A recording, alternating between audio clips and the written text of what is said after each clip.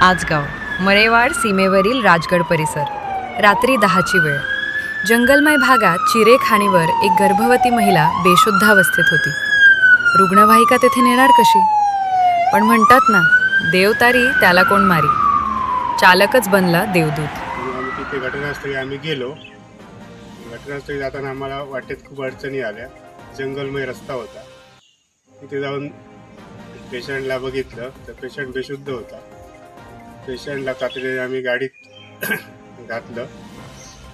सदरची महिला ही आजगाव चिरेखाना बेशुद्ध असल्यामुळे तिला तातडीने आम्ही ऑक्सिजनची सोय केली आणि तिला गाडीत घालून आम्ही लगेच PSCमध्ये मळेवाड PSCमध्ये आणली. चिरेखाणीवर काम करणाऱ्या एका कामगाराची पत्नी, जी 8 महिन्यांची गर्भवती आहे, ती अचानक बेशुद्ध पडली. मात्र खाण परिसर जंगलात आणि दुर्गम भागात असल्याने तिथे जाणे म्हणजे अगदी जिगरीचेच.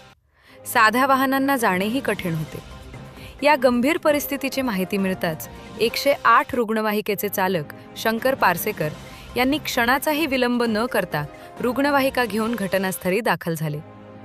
जंगलमय भागातून वाट काढत वेळेवर उपचार व्हावे यासाठी त्यांनी मोठे परिश्रम घेत अगदी चिरेखाणीकडे जाण्यासाठी सुस्थितीत रस्ता नसतानाही पारसेकर यांनी कौशल्याने रुग्णवाहिका थेट संबंधित महिलेपर्यंत पोहोचवली.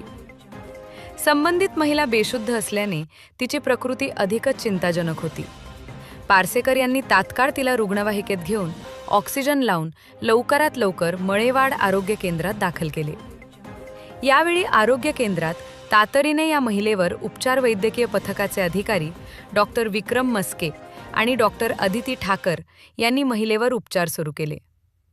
योग्य वेळी ऑक्सिजन मिळाल्याने आणि वेळेत उपचार सुरू झाल्याने या मातेची प्रकृती आता स्थिर असल्याचे समजते.